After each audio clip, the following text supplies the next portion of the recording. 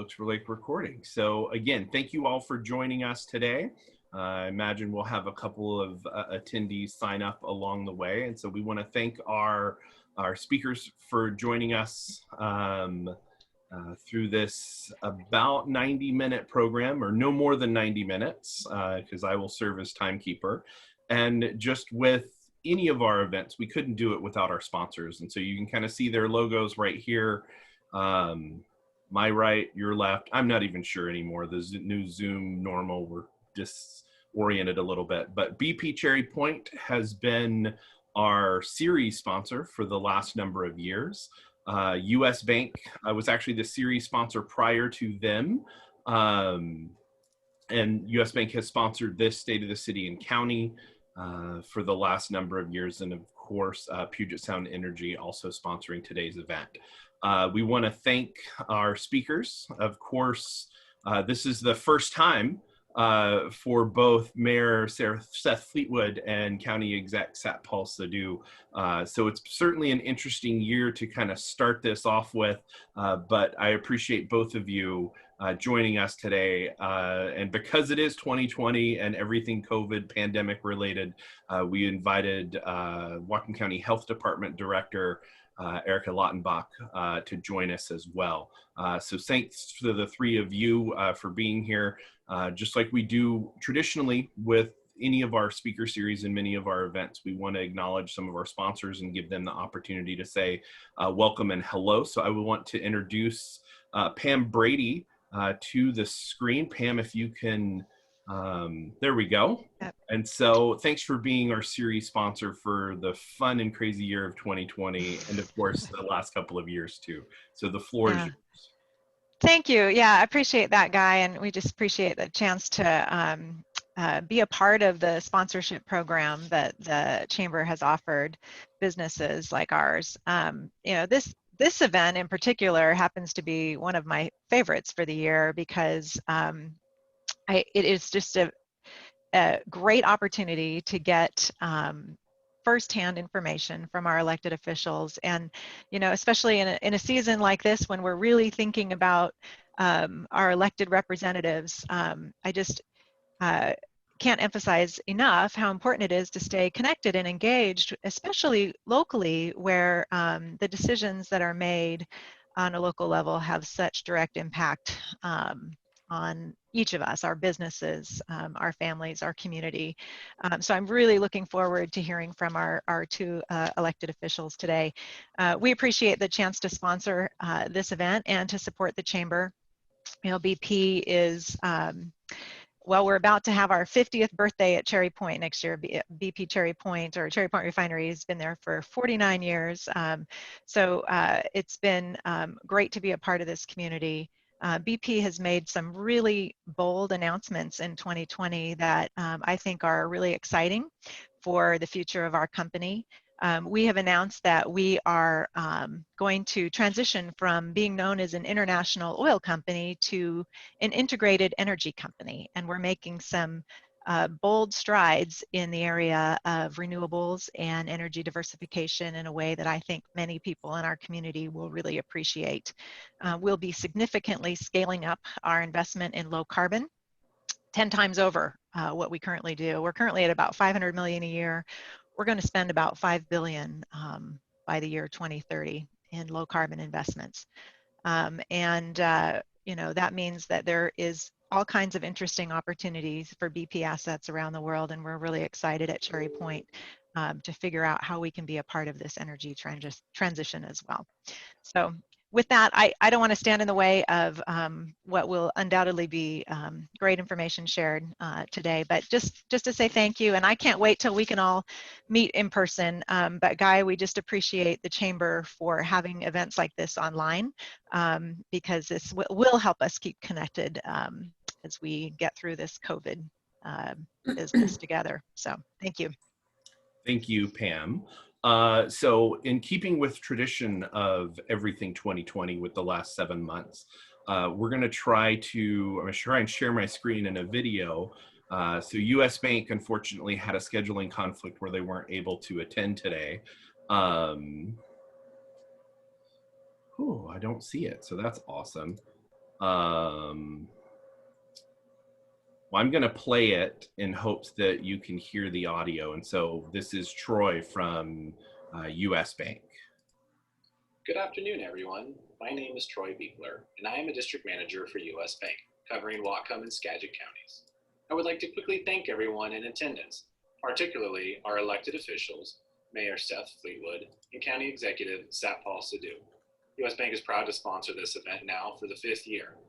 We think it's even more critical at this time for our community to be well informed how our government leaders are managing through this pandemic and what their plans are for the coming year. I look forward to today's discussion. Once again, thank you all for joining this forum. We look forward to supporting the Chamber and our community in this coming year. With that, Guy, I'll pass it back to you. Well, I hope everyone heard that message. Unfortunately, it is 2020, so we have to do things a little bit differently sometimes, and unfortunately that did not work. So we want to thank US Bank for being a longstanding sponsor of the speaker series, in particular the State of the City and County. And finally, I would like to invite Corinne Vandergreen, Puget Sound Energy, to say a few words.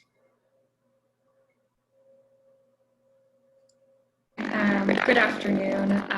I'm excited to be here and grateful to sponsor the Chamber event today and hear directly from Mayor Fleetwood and County Executive Sidhu, and then also have a few moments to share some local updates here in Whatcom County. One update that I'm particularly excited to share is that the City of Bellingham's Whatcom Falls water treatment plant was chosen for round 1 of our community solar program. And community solar, for those who don't know, allows customers who aren't able to install solar on their own homes to share in the costs and benefits of new local solar capacity. So we're excited to start working with the city on this starting as early as next week. And if all things go, start construction in spring. We're also working closely with the Cordata Co-op to site our first public EV charging station. And as I've said before, our Up and Go electric multifamily and workplace EV charging station applications are still open for folks to apply for. We also launched a new energy efficiency program this week called Efficiency Boost, and it offers increased rebate amounts for income qualified customers. That allows them to improve their homes before winter arrives without breaking the bank. So this could be rebates up to $2,000 available for things like updating windows, insulation, or replacing heating systems. And then last month, PSC awarded solar array grants to 4 Whatcom County organizations: the Pulsion Community Land Trusts, Telegraph Townhome, Lummi Nation Housing Authority, Opportunity Council's Whatcom Recovery House, and Lydia Place's Bell Tower facility. So I'm excited to see those get going early next year. And we also awarded $15,000 to the new Northwest Center for Childcare Retention and Expansion, which is housed at the Bellingham Chamber of Commerce. So lots going on here in Whatcom County on the clean energy front. We also have a webinar coming up on November 16th to present our Clean Energy Action Plan for those interested on a bigger statewide level CETA recap. But on a local level, I'm really excited to be working in the community on some really cool projects starting next year.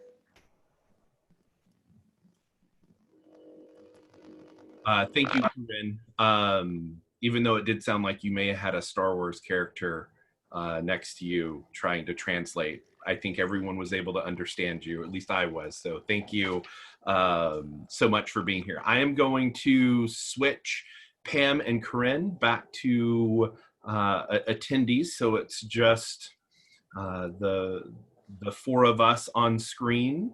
And so without any further ado, I am going to introduce, for the first time in a Chamber Speaker Series, Mayor Seth Fleetwood, City of Bellingham. Mr. Mayor, thank you so much for being here. The floor is yours. And just a point of note, if anyone has any questions, please use the Q&A feature, and we will do that after all 3 speakers, depending upon how much time is left. So, Mr. Mayor, floor is yours. Thank you. Thank you so much, Guy. It's a pleasure to be here.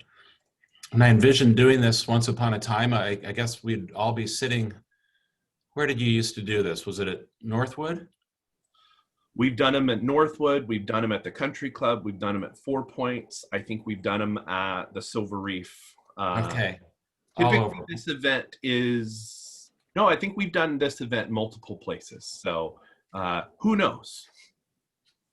Well, I wish that we were able to do it in person because I eat lunch. I told Guy beforehand my morning didn't permit me to grab lunch, so I'm doing this on an empty stomach, but I'll be fine. I'll get through it. You know, the state of the city is something that historically mayors would do, and it would be something delivered to the city council and the city council chambers. And of course, that didn't happen this year with the shutdown and all. So I'll look forward to giving hopefully a formal state of the city address to our city council and the public sometime soon. So I appreciate this opportunity to give it a run. I put together a lot of things that we've worked on throughout this year. And I see Erika Lautenbach and Satpal Sidhu. I've had the pleasure of working with both of you and enjoyed collaborating with both of you through the course of this really crazy year. I don't want to say unprecedented because it's so overused. If anyone has a suggestion for a word that we can substitute for unprecedented, please say so. I'll start using that. I do want to say, though, before I dive in, of course, when I took office in January, never envisioned things unfolding as they have, with the pandemic, the resulting recession, the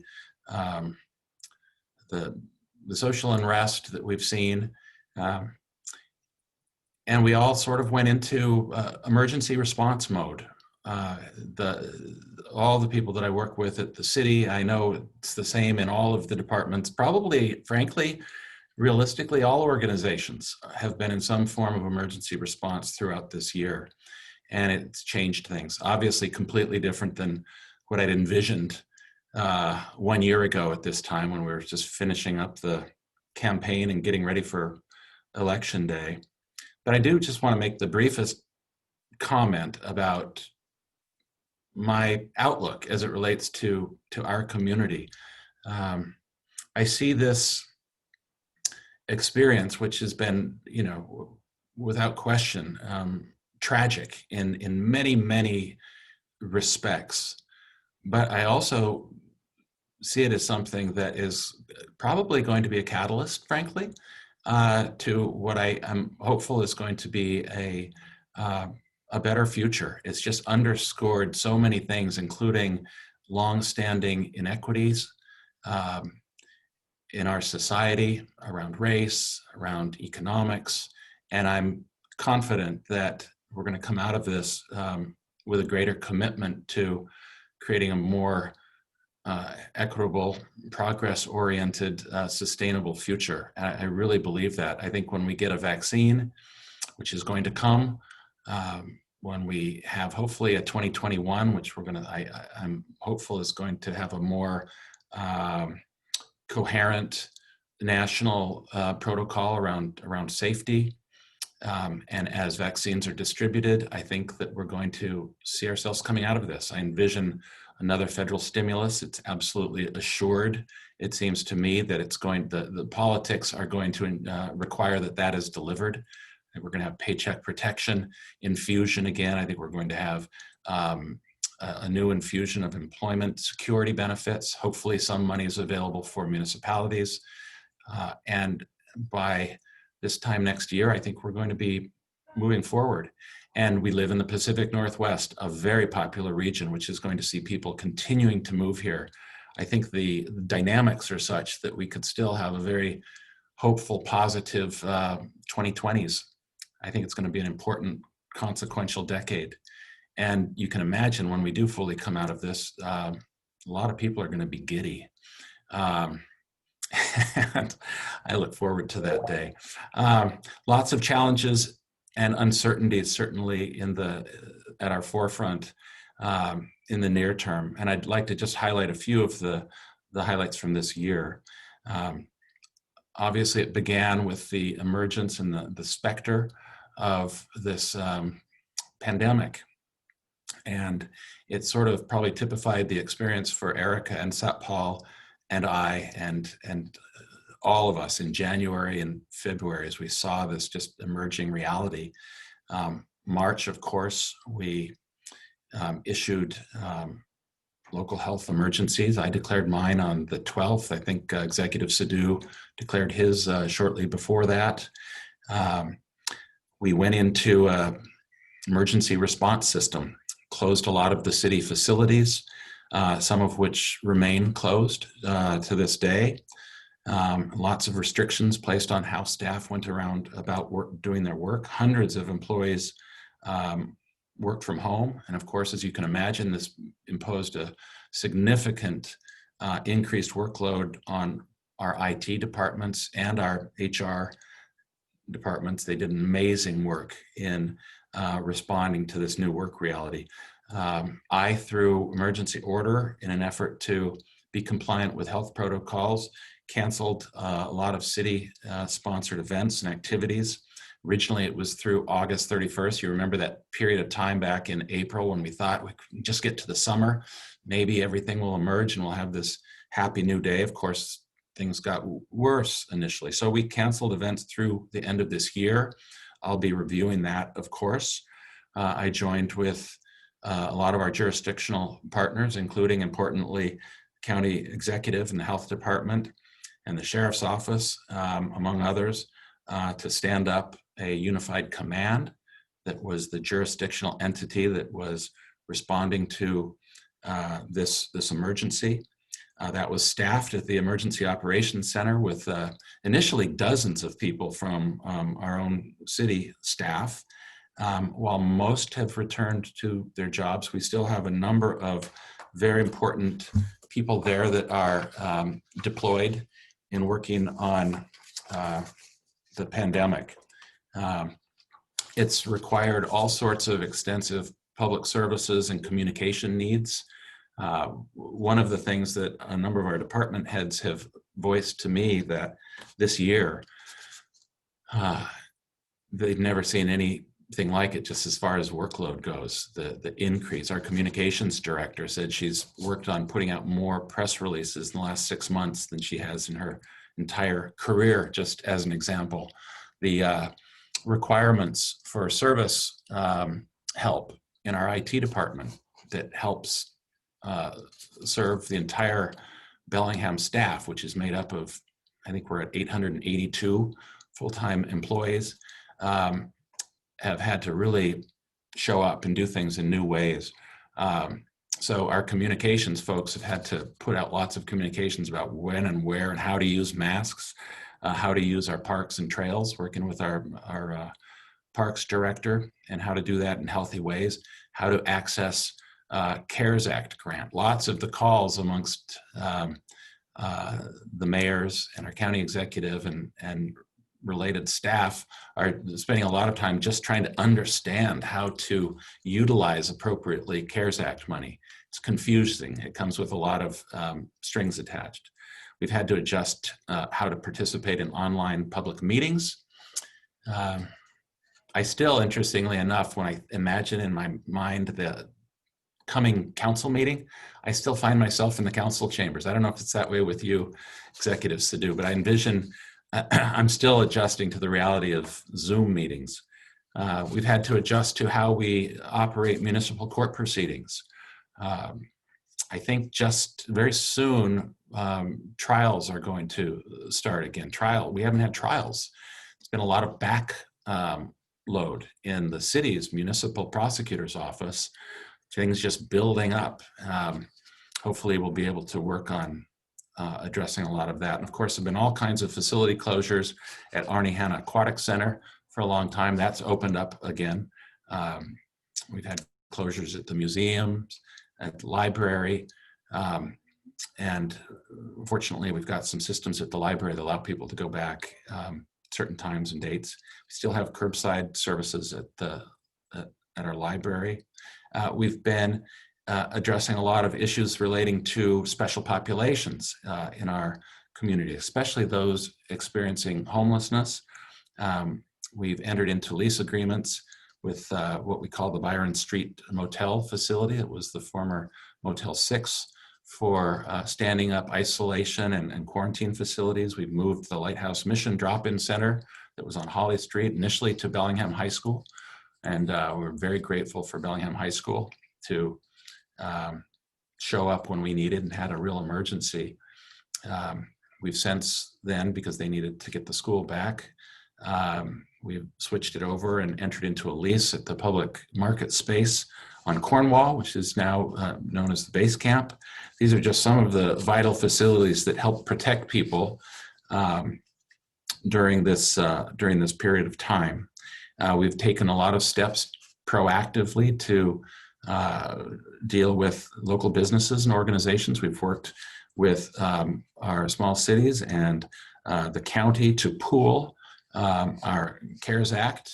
County Executive Sidhu deserves credit in proposing the pooling of those resources to distribute hundreds of thousands of dollars in grants to businesses and nonprofit organizations. One of the joys of my day is that as these contracts get prepared and worked through the system, I get to go through these piles of contracts and sign them, 15,000 to this business or that business. And I often know the businesses, and it feels good to be able to help them during this time. We've done a lot of closures downtown and in Fairhaven to try to open up public street right-of-ways to help businesses. The Holly Street, I guess this will be a little bit of an announcement just to this group, but Holly Street, which has gotten mixed reviews. Some people very much liked that Holly Street Pedestrian Plaza closure. We did that to try and help downtown businesses survive the summer and the fall, and it's worked to a significant extent, but we're going to be opening that back up. It's a 3 lanes on Holly Street. We're going to be opening that back up to 2 lanes. The left lane will still remain closed and accessible for businesses, but I think a lot of people in our community are going to be grateful to hear that. I think that's going to open back up on Monday, I believe, November 2nd. Well, there's just a few of the highlights that have happened as we respond to COVID. Clearly, since May 25th and the killing of George Floyd, we've seen long-standing inequities in our community that have needed national attention and local attention come to the fore. There's been a national movement around racial equity, and we see it in our own community. Of course, there was a June 5th rally at Maritime Heritage Park that saw thousands of people come forward. One of the things that we were asked to do, people like me, was to listen. We worked on setting up there was a march on City Hall on June 15th, and lots of people came and expressed their concerns. And I recall saying at that event, I went down and talked to them for an hour or so and indicated that we would create a process by which we listened. We set up a listening series that happened this past summer. Heard a lot of important things expressed by a lot of people, and learned a lot of things about how people of color experience their life in our community. And I look forward to helping promote greater awareness around the privilege that I think the 85% or so of people that live in Bellingham, for example, try to just create greater awareness around the privilege that we have, and try to increase empathy around how a lot of people in our community experience life and make progress. I've been learning a lot and reading a lot and learning from community members who have been teaching me a number of things. And towards that end, there are a number of efforts that we put forth, including in our budget. We have millions of dollars, multi-millions of dollars in investments in housing, mental health services, domestic violence services, and other social and human services that will continue to underscore the need to respond to important communities. we recognize that that's not enough, and our work plan for the biennium ahead anticipates taking significant steps forward on a number of recent commitments relating to race and justice initiatives. We're collaborating with the county. I've been working closely with County Executive Sidhu in putting forward a task force that will be populated with a diverse group of people that will help inform the scope and design of a racial equity commission. And we're going to take further steps to identify and prioritize what we can do to address systemic racism. I see this as doing our part in what I hope is a nationwide effort. If communities across the country, private organizations, nonprofits, governments of all forms engage in this hard work, I think we can make real progress in areas of racial inequity. We're looking at reviewing oversight models.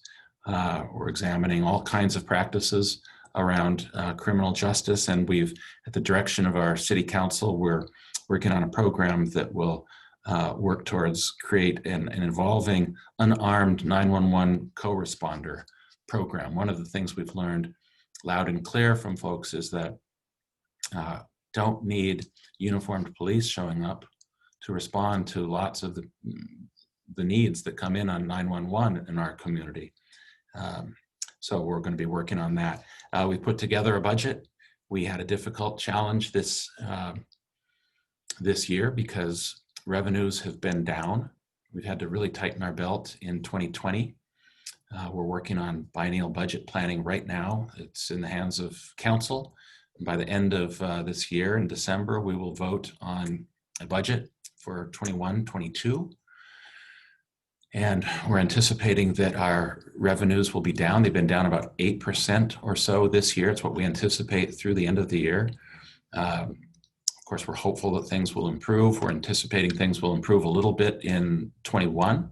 So we've built a budget that is foreseeing about a 7% reduction over 2019 for 21.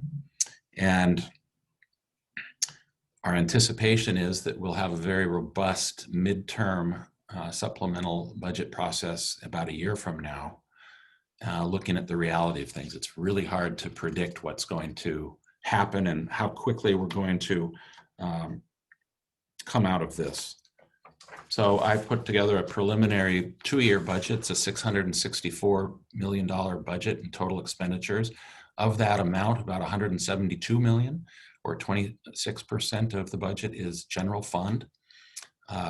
That's money that is discretionary. The remaining $492 million, or 74%, are restricted funds for a lot of different key services that deliver essential public services in our community. And of course, amongst the general fund, the great majority of that goes to pay for the salaries and benefits of our 882, or a significant number of our city employees. So look forward to working with the council in the coming weeks. We've proposed something that freezes a number of positions to help us deal with that gap in funding. We're proposing some furloughs throughout our system. We've limited cost of living adjustments. We've just done a number of things to tighten the belt, and look forward to working with council to finalize that in the weeks and months ahead. Learned lots of lessons this year. The need to rely ever more so on technology, had to increase and change the way we communicate. We've had to demonstrate flexibility and grace. A lot of moments where patience have been challenged, dealing with the reality of things. But it's also been really beneficial. Executive Sidhu and I meet on a regular basis with our counterparts in all the cities in Watkin County. And historically, Bellingham was seen as the big gorilla, and then we had the Small Cities Caucus, and they all got together and What we've done this year is on a regular weekly basis, we meet, all of us on Zoom, and we've all gotten to know each other. It's been a great improvement, I think, in relationship building, which is so key to getting through this year. Just a lot of good, greater understanding of each other, more collaboration, and relationship building. So we've been fortunate about that. I've learned amongst everything else that the most profoundly important thing in my role as mayor is, aside from collaborating and getting to know increased number of my fellow people here in Bellingham, is just the profound importance of our city staff. They're really remarkable. I know in politics, there's often cynicism about bureaucrats and civil servants. I have nothing but the greatest respect. They're professional, they're competent, and they do all of the important work of delivering essential public services for the people of our community. I'm grateful for them. I'm proud of them. So those are just a few remarks that I can offer. Guy, at this time, happy to take questions when we're done. I hope I didn't go over. No, you are right within our agenda time. I think with our sponsors were short in their words, and so we were able to give you a little bit more time, but we're hitting our agenda perfectly. So thank you so much for your comments. We will do Q&A after both Satpal and Erika as well. So we just want to wait till the end to address all the questions. It's been our practice for the last number of years with State of the City and County, as with many of our other speaker series. We're all learning Zoom. So interesting. It changes that whole, because typically we would do this in person, and like for those of us that don't love speaking in front of people, there's that whole idea of just imagine people in their underwear. Think of that now that we're in Zoom world, right? We don't know. So with that comment, I would like to pass it on to Executive Satpal Sidhu, who is also for the first time joining us as our State of the City and County. So Satpal, I'm gonna turn it over for you. You're on mute. Satpal, you're on mute.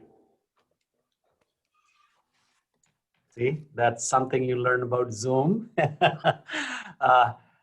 Thank you, Guy, and thank you for the sponsors and to the Chamber having this event, even in these strange times, because the commerce is the key for any community. The success of the community exactly depends on the success of the commerce and business in any community, and the success of the government. I do not want to repeat, Seth has said many things, and which are actually same for me as well. They're not any different. Our experiences have been, and I would leave most of the COVID thing for Erika to talk about. But I just want to share my personal experiences. I think this was the best training for a CEO to join a new company, and bam, I started my job in January, and end of January there were floods in Nooksack and Sumas, and people may not remember, in my lifetime I have seen twice that there was actually a boat at the Sumas border on that main street. You could only go from the border station to the gas stations with a boat. And it did happen back many, probably a decade or 15 years ago, I remember that. And we had barely finished with filling out FEMA applications, helping people and getting things normal. Then the COVID came for a visit and hasn't left. It's a very extended visit we got from COVID. But I think that there is a lot to learn, and not only technology, but I feel blessed, like Mayor said, that myth about bureaucrats and staff. I'm totally blessed with the staff I have in my administration team and the department heads to work through such a event, which we all have never experienced in our life, to go through and still keep the county government functioning and deliver services and keep the calm and safety. So my line is, the state of the county is stable and it's safe. So it's in good hands, and we believe that we can actually improve upon that. Now, a couple of things I want to share. That one thing, it totally changed when I got elected, and even during election, and I got elected and taking the office, I had all the plans for my first year, and they were totally thrown out of the window. so we had to come up with new plans, and we did do some of the things that we wanted to do. We were able to sneak those in, but our attention was totally put in a different direction. And you know all about the emergency unified command and collaboration. Now let me talk about collaboration. I think the best thing came out of this COVID is that we started a weekly meeting with all the mayors. I think this is the best thing has happened to our community, that we meet on every Tuesday morning for an hour, sometimes 2 hours. First, the topics were only about emergency preparedness and getting resources and taking care of the citizens, but then it has turned into an administrative cooperation. And so when we got this CARES Act money, which was totally a separate formula, the county got $12 million, Bellingham got like $2 million, and the rest of the county got $2 million, all other cities. And we don't know whatever the formula was, but we wanted to do something for whole community. So I think that one of the things, that proposal went very well with everybody. Let's pool our money. We don't want to say, okay, county got $12 million, we got our programs, and city of Bellingham and other cities. We all very quickly came together and we pooled all $16 million. Then we said, okay, now what are the programs we're going to accomplish with that? I think that's the best thing we have been able to do. And I want to report to everybody in the community that we were very successful and very satisfied with each community, each city, the way we used our money. And the way we were able to keep a check on COVID. I think that I was told that Satpal, there will be at least 500 deaths in our community, and there will be tens of thousands of people testing positive, and how you're going to handle it, this and that. And Erika will tell you, Erika was even thrown right in middle of COVID as department head. Never mind me. I mean, she came in even the worst situation. But we were able to put a team together. We were able to do a plan together, and we will work the plan. And what we saw is the results after 8 months. There were a lot of innuendos, comments, and that how we're gonna go through this, and there is no plan. There's my council, and a lot of people were genuinely concerned that how are you gonna do this? But I tell you, with the people around us and everybody together, we were able to do it. And I'm very pleased to report that Whatcom County has done really well in this emergency, in this pandemic. And not only that way, that the losses we have suffered on the business front, they are severe. If you look at individually, they are gut-wrenching. I own a small business, and I have the first-hand experience of that. We had to close our store for 4.5, 5 months. and then how you restart that, how you have people come back to your store. It's a huge struggle and a huge task, and how to get used to online and all this. And we've been able to do that. The second thing I want to report is this cooperation is actually infectious.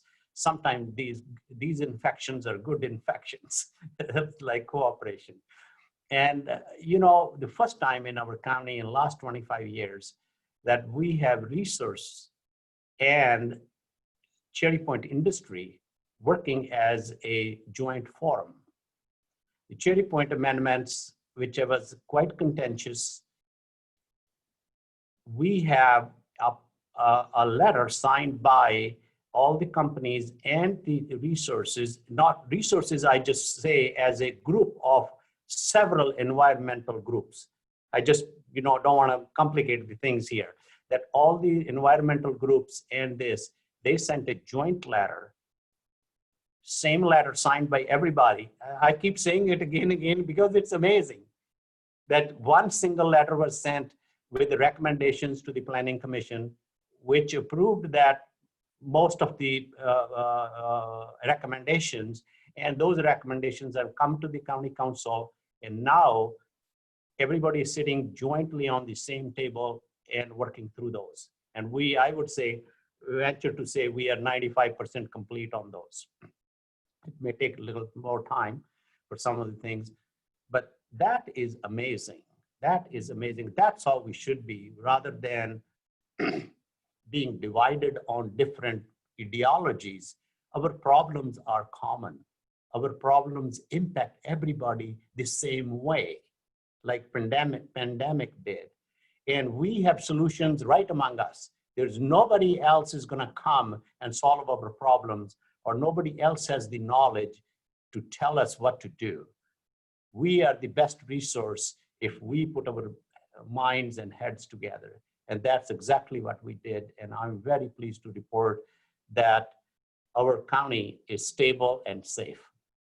The next thing I want to talk about is we all know about the civil unrest and Black Lives Matter and all the ensuing things, and the reaction from the community, reaction in our nation.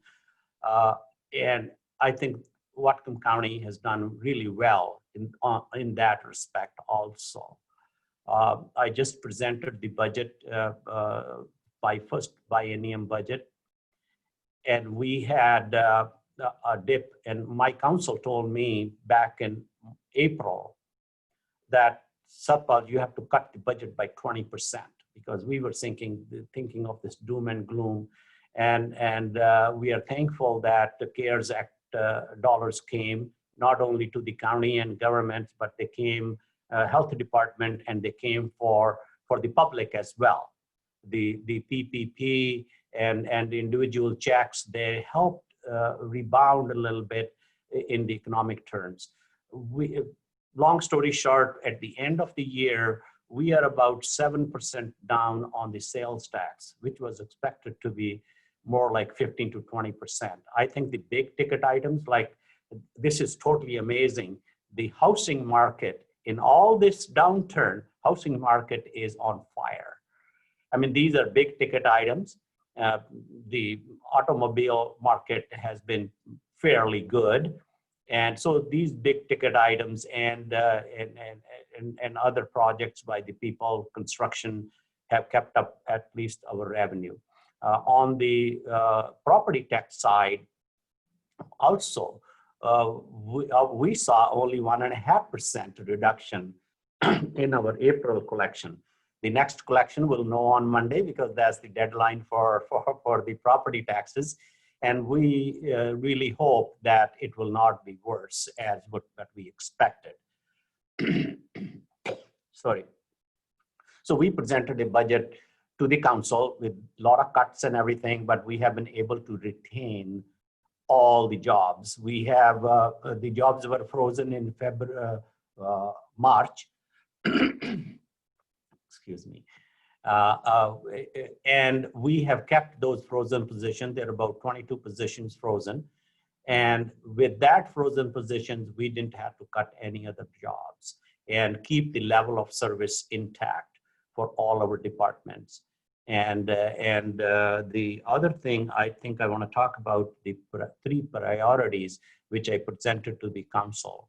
In this term of downturn, I still wanted to emphasize not only in verbally, but in real terms. The first priority, which council recognized very early, is child and family action.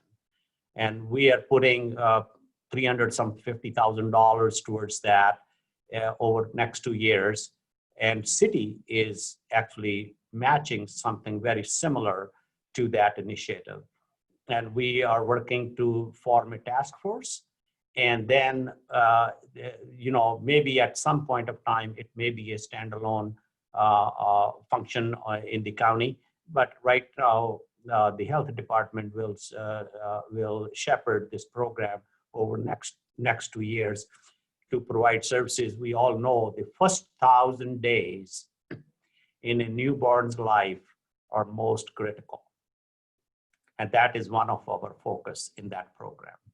The second priority we have presented is the Racial Equity Commission. I think the time has come that we have to re-examine all our functioning. It's not only the county laws or city laws, it's just as a society how we function in our hiring, in our delivery of services, in emphasizing, prioritizing the delivery of services and prioritizing where our community needs these funds. And so I have made a recommendation to the council in my budget to provide $130,000 each year for next 2 years. And the city of Bellingham is also coming up with something quite similar. And we are in the process of forming a task force to form a commission. So this commission, for lack of clarity at this point of time, will be just like a domestic violence commission in our community. It will be a county-wide commission, will be funded by county-wide resources, and we will go for nonprofit philanthropic resources for that too. And it will create a functioning body which will develop recommendations on all spheres of our life. It's not only one policy or second policy or only about police defunding. I want to address that too.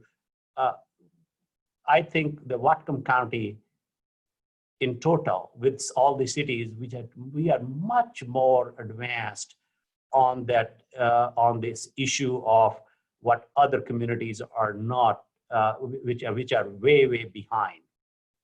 We have GRACE program, we have LEAD program, like Mayor mentioned, that we have 911 non-uniformed response on the table, and we are working to develop that program, and many other programs for homelessness and other things that Base Camp, we put the money towards. It's a huge investment we have made as a county and city, and that Racial Equity Commission will take its form. Very soon, we believe that towards middle or later part of 2021, we will have the commission. First, we will have a task force which will actually make the recommendation, how the commission, what form the commission would be, and then we will form the commission. And we'll provide more details later. This limited time we have. The other thing I want to share with is the water issue. I think that has been kicked down the road for way too long. And water, our economic development, our growth, our farming, fish, tribal relations, culture, they all are water dependent. And climate change, whatever we say about it, the impacts are very clear. You look up just towards Mount Baker, and if somebody has lived over here more than 30 years, you can just have an equal comparison. There's no need of proof or a study. It shows. If we look at the rain pattern, if we look at the fires, we know there is an impact. No study is needed. But we cannot change that change, but we can adapt to that change. How we mitigate those things. We as a Whatcom County, are not going to change the weather pattern, but we can adapt our community to that weather pattern, and we can put our resources towards that. And water is the first resource we want to work on. So I have asked council to provide $250,000 each year for next 2 years for this initiative, so we can move this process forward. I just had a watershed management board meeting yesterday, so I don't want to bore you with those details. The other thing is, I want to say that we do have we have biennium budget, but it's actually 1 year budget twice because we don't know what will happen at end of 2021. So, and we have been very candid with the council that we have made a budget, and which we took the budget cuts in 2020, and we further cut the budget by 7%, and that's our 2021 budget. But we will be looking at it every quarter, and end of the year 2021, we may have a budget supplemental to adjust for 2022.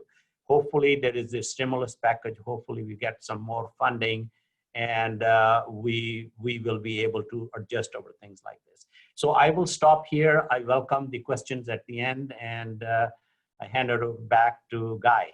Thank you. Executive Sidhu, thank you so much.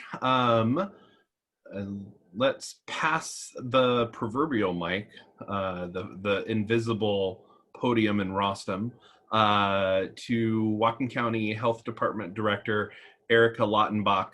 And again, as Satpal mentioned, I think you actually started after both Seth and Satpal, what, days in advance or days after the COVID release. So thank you so much for joining us as a special guest in what is traditionally reserved for the mayor and executive, but we couldn't do it this year without incorporating some sort of COVID knowledge, and you were certainly our expert and our go-to in our community. So thank you so much for joining us.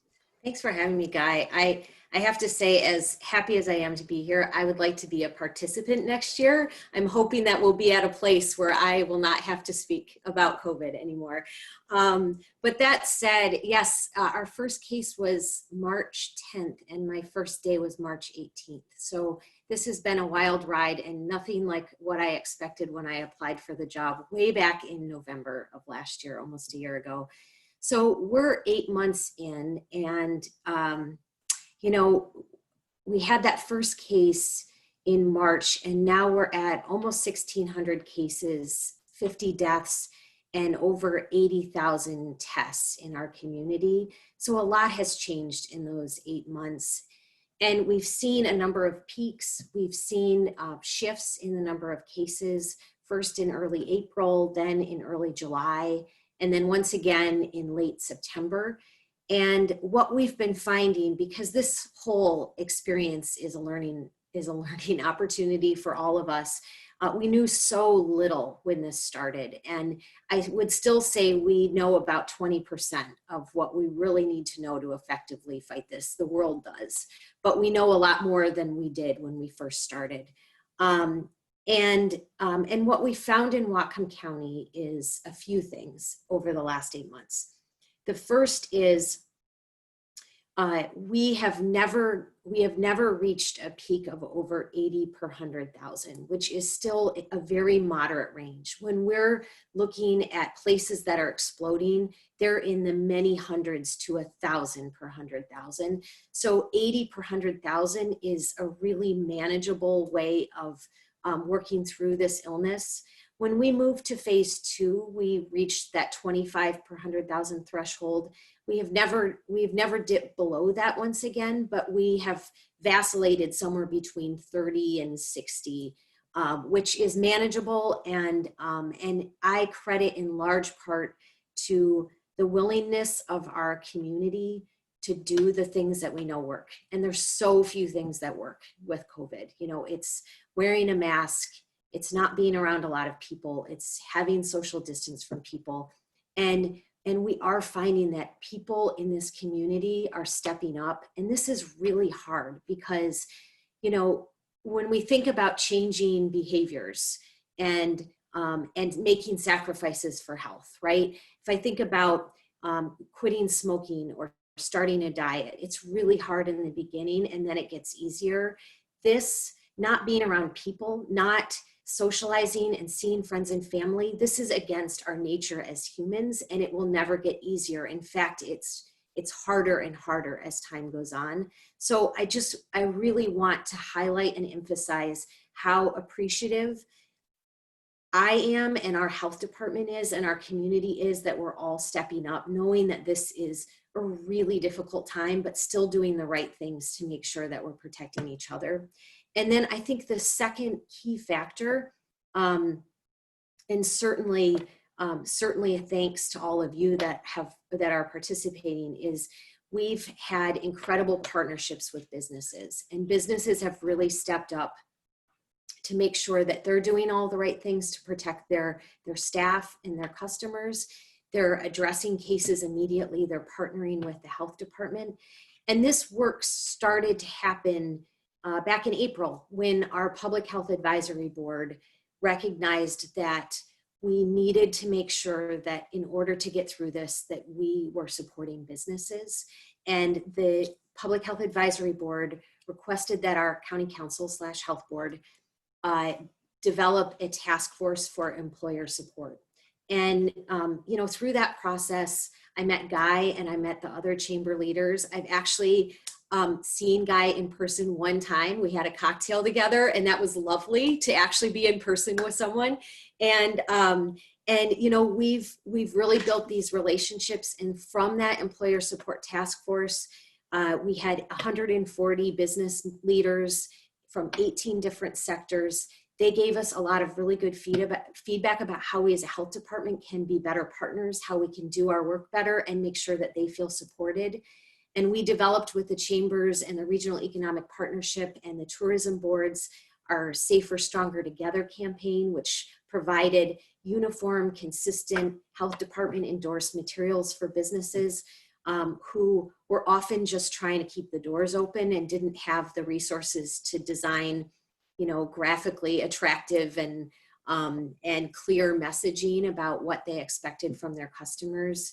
And that work has continued, and that campaign group meets every other week. I meet with Don Goldberg, the Regional Economic Partnership, once a week. We just talked this morning because we quickly identified that pitting health and the economy against each other were a losing strategy for everyone. And frankly, it's a losing strategy for health, because if people aren't working, if businesses aren't supported, if we don't have the support for employees like childcare and others, that hurts all of us. That hurts our health, that hurts mental health, it hurts our economy, and it hurts our ability to help people recover from this.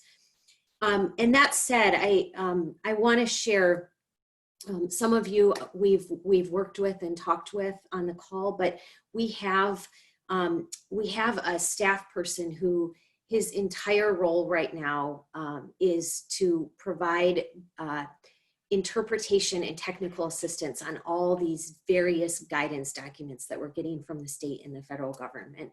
And his name is Darren Klein, and I encourage you, if you have questions about what to do, to please reach out to him at the health department. We have a business response team that also helps businesses before and after there's a case.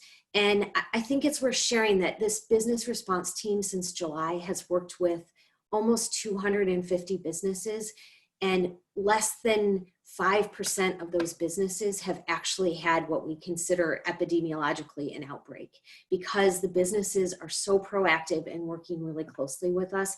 And we just appreciate that partnership. I'm thinking as we move forward and along the lines of partnerships, as we move forward, I think one of the opportunities that we've had as a health department in highlighting our work and our role in the community is that we have been seen differently as not an entity to be fearful of, or that is going to drop the hammer, or is going to interpret regulations that could be harmful to your business or not give you a chance to rectify. We've been able to really work as a partner, as a trusted broker of data and information, and as an educator and a collaborator rather than a regulator. There is, of course, a role, and there are some areas that are black and white, but I think moving forward, one of my goals for our department is to really continue the momentum that we have in partnering with businesses and organizations to feel as though we're working together rather than working at odds. I think government and our department can do more in that way, and we want to make sure that we continue this momentum. When I think about preparing for the fall and what's coming next, our primary focus areas are getting kids back to school, because we know that this is better for kids, it's better for families, it's better for our communities to make sure that kids are in school learning and have in-person consultation, and also have the ability to access behavioral health services in person and other health services that they may need as they're trying to navigate this. This is really hard for adults, but it's even harder for kids. And we need to make sure that kids are supported in trying to navigate what this world is like. It's both adorable and heartbreaking to see 3-year-olds on trails wearing masks. And we need to make sure that we're supporting these kids as they try to understand this world that we're living in. And then the other focus area that we have is really continuing to support businesses. This is going to be a hard few months. We thus far have been sort of defying the trends that we're seeing nationally and internationally, but that can change. And we want to make sure that that businesses are supported, that we can keep moving forward. The phases have been stalled for 4 months, and my role as an advocate in our community with the state is to make sure that we don't go backward, that we continue to use the science of where we know the spread is to limit those interactions, but not to use catch-all ways to try to limit the spread by impacting businesses that are not the source of spread in our community. And we're finding that that's not the case, that the source of spread in our community continues to be households and social interactions. And my advocacy is, let's look at that and separate that, bifurcate that from where the spread is coming from businesses, and make sure that we're not unnecessarily harming our economy by trying to use a one-size-fits-all approach to limit the spread of this disease. And then moving forward, really preparing for the vaccine. And it's fun, it's actually kind of fun to talk about the vaccine because it's hopeful and it signals some sort of end or some sort of change that's positive. And we're working really closely with the state on devising a plan, because we know that like most things, in the beginning, there won't be enough supply to meet the demand. So who gets the vaccine first? How do we make sure that that gets to the people that are most vulnerable, to our healthcare workers, to our first responders, et cetera? And then as the vaccine ramps up, how do we make sure that we have the supplies in order to meet the demand as well? You know, the needles and the PPE and equipment. And then how do we make sure that for people who have hesitancy around vaccines in general, that we're describing the benefits and we're able to make sure that we have what has been called herd immunity, but vaccine is really where the herd immunity comes into play, where we have that point where we're properly protected as a community. So we're working on all of those areas and really just trying to support our community with education and outreach, and with testing, with case and contact investigations, and with providing support for people who need to isolate and quarantine. So there's a lot of work going on. I feel hopeful. I am ready for this to be over, like all of you, but I do, like the mayor, hope that this is an opportunity for us to emerge stronger and different and better. So I think with that, I'll just turn it back to you, Guy. Thank you.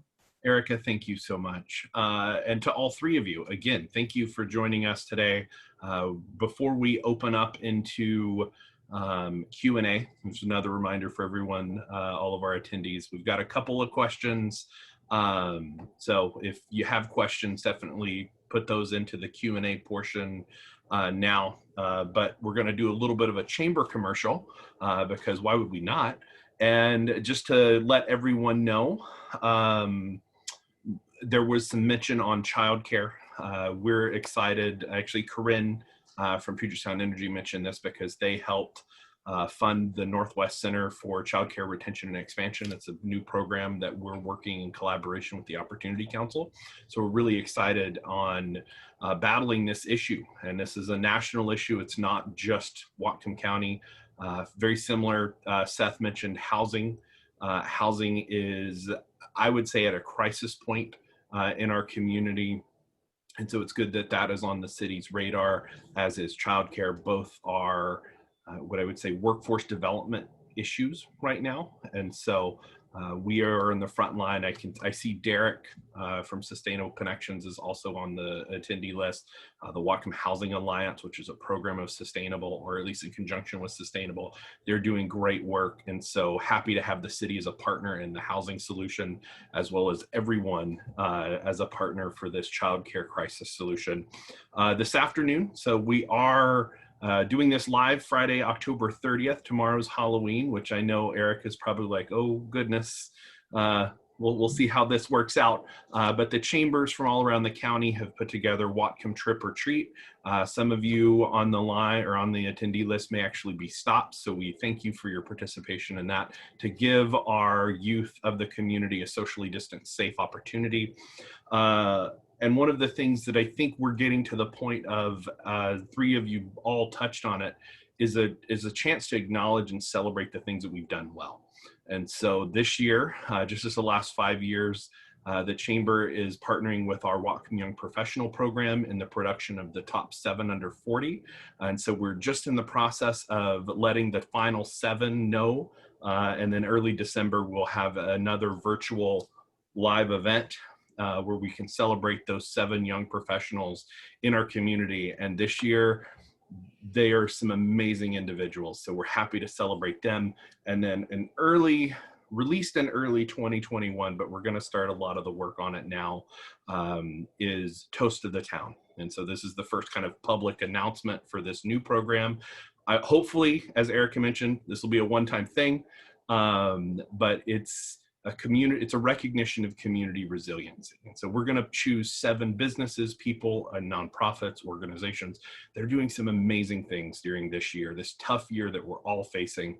But we need to acknowledge some of those individuals and entities doing amazing work. And so we look forward to doing that. So with that, I'm going to go over to the Q&A. And so Seth, this was probably one more in line for you. And I kind of wrote down a similar question, so I'll merge them both and let you answer. How does the city plan on ensuring the health and safety of all while being sensitive to the needs of those that are experiencing homelessness or home insecurity? And comparable to that, when we look at some of the, what I call unwanted activities or unwanted behaviors, particularly in our downtown, it's important that we don't vilify or criminalize homelessness. We can say we don't want those activities. When you look at this police funding dialogue in the community, and then also the business impacts to this, and then again to this commenter's question, ensuring the health and safety of all while being sensitive to those experiencing homelessness. Thank you for the question. Well, we've got staff dedicated to working on this issue almost every day. It comes up in one form or another. And this is staff that works in close alliance with a lot of our partners in agencies who deliver housing for homeless people. We've been monitoring. There's a Supreme Court case. What is it called? Boise v. Martin, which stands for the proposition that if a community does not have sufficient emergency sheltering facilities, that people are permitted to camp in public places, like in parks. And that's a place which historically we've not permitted. We are at a place right now where we are getting close to capacity. As you know, we set up the what's called base camp at the public market. This was moving people from what was the drop-in center on Holly Street. We continue to work on finding ways to expand capacity every single day. We have a variety of funding sources in Bellingham that we're fortunate to have that a number of other communities don't, including something known as the Home Fund, which brings in about $5 million a year that goes towards a lot of programs to help in that regard. And it's funds that we're able to leverage to some degree or another. We've working with Christ the King Church, who is going to take on the job, and we hope it comes online in December, of opening up the drop-in center for an additional 39 people to increase capacity there. We do camp cleanups in our community, which sometimes involves moving camps from one place to the other. That's a controversial thing in our community because homelessness advocates suggest that we're going in there and doing sweeps. In point of fact, we follow all of the constitutionally required protocols around how we do cleanups, and we do it for health and safety purposes. But one of the things that we're doing as it relates to that is unless there's a really egregious health and safety issue, we're relaxing a bit the camp cleanups so that people are able to stay in place better. The city of Bellingham is working on a RFQ, a request for qualifications right now, that we hope to have ready to go soon. That's going to be asking providers to submit proposals for citing additional emergency sheltering space. We've got a crew in the city that's presently looking at identifying our surplus funds in Bellingham to identify places that could be available for some additional sheltering. So we're working on it and conscientiously making efforts in that regard every day. Awesome. Thank you, Mayor. That's a big question. So thanks for answering that, and probably as succinctly as possible. Satpal? Yeah, I think because of the time we have very little, so I didn't want to take too much time, but I wanted to address that Carrie's question about the hospitality industry. I think that she's right that they have been really severely impacted, not only in Whatcom County, everywhere. And the plan for the Tax Relief CARES Act dollars is coming to close. We have been able to give some money to the nonprofits, which is actually working as we speak. We are supposed to have distributed all the money by November 16 or something. And by December 15, we cannot spend any money on November 30th is the deadline for the CARES Act dollars. So we are trying to do whatever best we could. Now, Spokane County, I will tell you the difference is the 5 counties in our state who had population over $500,000, they got money directly from the federal government. We got the money through the state, and they got hundreds of millions of dollars.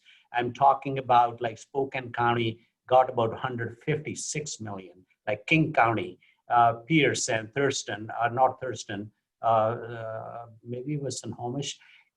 Okay, those counties got money in hundreds of millions of dollars, and they had a lot more flexibility to provide. We as total county got $16 million from the CARES Act money. And then we got another $9 million, which was only like 6 weeks ago, or 4 weeks ago. And out of that, $4.5 million was allocated already for the health department and $4.5 million for the county.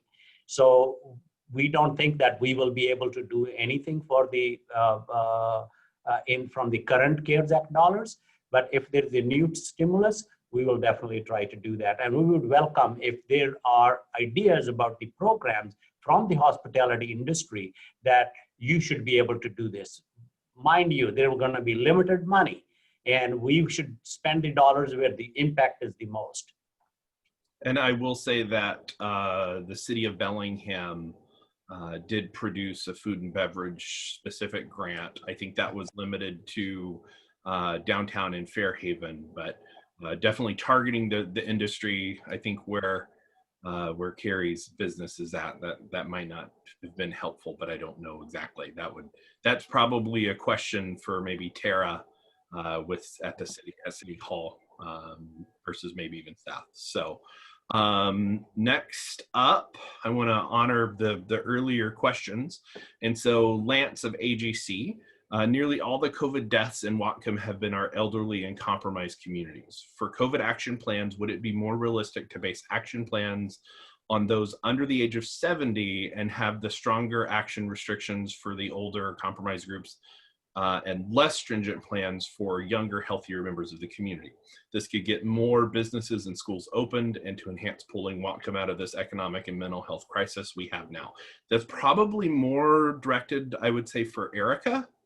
But I will allow any of you or I would ask any of you, I'm not going to allow you to do anything, ask you to answer that one. And if we could try and keep responses to less than a minute as possible, that way we can maybe get through all the questions.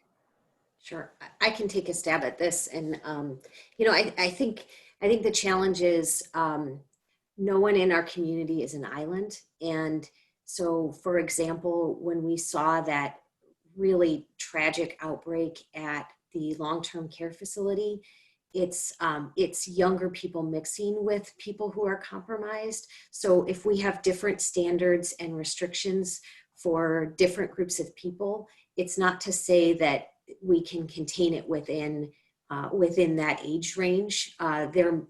People are mixing with parents, grandparents, people at work, others. So it's really hard to think of a strategy that doesn't sort of reflect the reality of how we move about and interact with people of all ages in our community. So I guess that's the short answer. Okay. Not seeing Seth or Satpal wanting to. Well, I can add to that. I think that the suggestion from Lance is great, but do we as a community, everybody pledge that we will follow the protocols? People think that a big ask. Some people should wear a mask, the other people shouldn't. Because you are younger, you don't need it. I think those controversies have really spoiled the whole program of controlling the virus. It's not, if we all use protocols religiously and strictly, yes, we could have done much better. Okay. Thank you, Satpal. Next up, looks like it's for Erika. When the day comes where the vaccine comes out, we typically hear about those in high-risk categories health-wise as being a priority, which is certainly understandable. What about the frontline workers locally who've been working through all of this, and not just healthcare, but hotels, restaurants, grocery stores, etc.? Mm-hmm. Yeah, so the state just came out with a very early draft plan for vaccine planning, and as I was talking about, it's sort of this continuum of when supply meets demand, and that group of essential workers is highlighted as well. It just really depends on, it's early, and it also depends on what will be available to us initially, and how we can get that vaccine out as quickly as possible. But those essential workers are also highlighted as one of the first to go. Awesome. And to receive it. Also for Erika, regarding our younger portion of our community, how will the health department be helping school districts support getting kids back in school and back to sports? Sure. So we've been working with the school districts since June, and we actually have a dedicated team, a school response team that is having daily calls with everyone from a teacher to the superintendent to the school nurses. And we've reviewed all of the different plans that schools have. We've provided technical assistance. We help them interpret the guidance. and we work with them on mitigation plans, and also have a hub with the Bellingham School District that has taken the lead on how to address a case within a school. And so it's uniform throughout all of the public school districts. So there's a lot of systems in place, and there's a lot of confidence in their planning process that that will be able to quickly address any cases that come within the school. Thank you. And final question from the audience. I do have a couple of questions myself, but I want to honor those that are here asking questions. Also for Erika, regarding supporting businesses going forward, do you expect any changes to restrictions while we are in phase 2 as you learn more about where the spread happens? Or are the rules in place until we get to a phase 3? Or will the phases all change at some point together anyway? Who knows? The phases feel a little bit arbitrary at this point because so many of the phase 3 businesses have reopened in phase 2 in our county. There are very few left that are actually phase 3, and some of the restrictions that are in place for phase 2 that change in phase 3 are no longer the case. So it's become like we've kind of lost an anchor in understanding where our progression is and how we move forward. And we've been talking with the state, all the local health jurisdictions have been talking with the state about how do we create a new sort of anchor and a new progression system. And I think those conversations are also occurring about how do we make sure that we have benchmarks in place to understand if we have backward progression. Whatcom County is doing well. There's no reason why we would have backward progression at this point, but I am one entity, and you know, the state is making decisions statewide, not just jurisdiction by jurisdiction, but we all agree that moving backward is not the right path until things become, until we see hospitals maxing out, until we see our isolation and quarantine facility maxing out, until we see severe illness that actually results in businesses having to close because they don't have a workforce, because there's too many sick people. Like, those are the markers for me that would indicate that we need to put the brakes on our progression, but we're nowhere near that at this point. Okay. Next up, I have a question for Satpal. I'm going to share my screen, and I'm hopeful that you can maybe talk a little bit about this. Do you see it? My favorite subject. So I think that I want to talk about it for the whole community, that, you know, my experience has been last 15 years, I have lived here more than 35 years, that there was a string of talks. This is the worst county to live. This is the worst county to do business. We should put a board there. Don't come to Whatcom County. Businesses pack up and leave. Like, you know, maybe, but there was some kind of thing. But I think that I felt very strongly about that we should love our home. We should love our county. Yes, you go to any county, there are things what wrong with that place. We have not found, I have not found any county which is perfect, and we are not perfect. We have a lot of work to do, and we have a lot of things which we can improve upon. So when I got into the office, I asked my team, my administration team, we hired a artist, a well-known artist, to help with this. And this is what we have come with I Love Whatcom. It has the guy in the canoe is Nooksack tribe. If you look at their logo, the orca on the side is Lummy's suggestion. And we have blueberry, we have raspberry, we have salmon, and we have the other two berries. We have sun, we have snow, we have clouds, we have trees, and everything else. So we finally came up with this product, and we are trying to promote this artwork is available for free for anybody to make products out of it and sell it, make t-shirts, make cups, make whatever you want to do. We just will license it for free. Awesome. I'm going to stop sharing that and go back to our Brady Bunch style view. So thanks for that. A little bit tougher question, Satpal, and again, we're about 4 minutes till the end of the meeting, and I want to honor everyone's time, including the three of you. Can you give us a short update on where we are with jail planning, new jail, not new jail, rehabilitation of the current jail? Yes, definitely.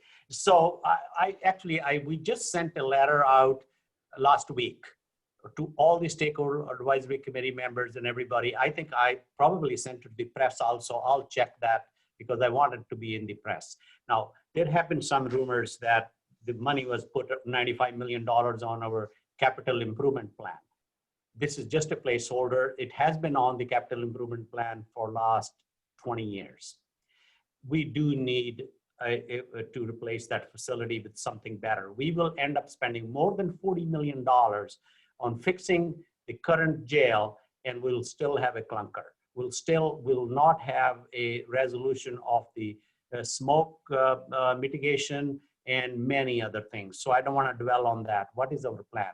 We had the resolution passed by the council in 2019. We formed a stakeholder advisory committee to deliberate and find what do we need as a community, how much money we should spend, where we should locate, what we do. Of course, the COVID came and hasn't left yet.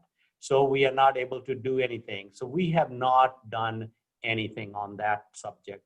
And what we did do, we because of the social distancing and afraid of that if COVID spreads in our jail, how we will be able to cope with, we hired a consultant. We looked at our facility on Division Street, that what improvements we can do or create certain cells so we can have to split the population from the current jail, the main downtown jail, or there, or between the two, what we can do.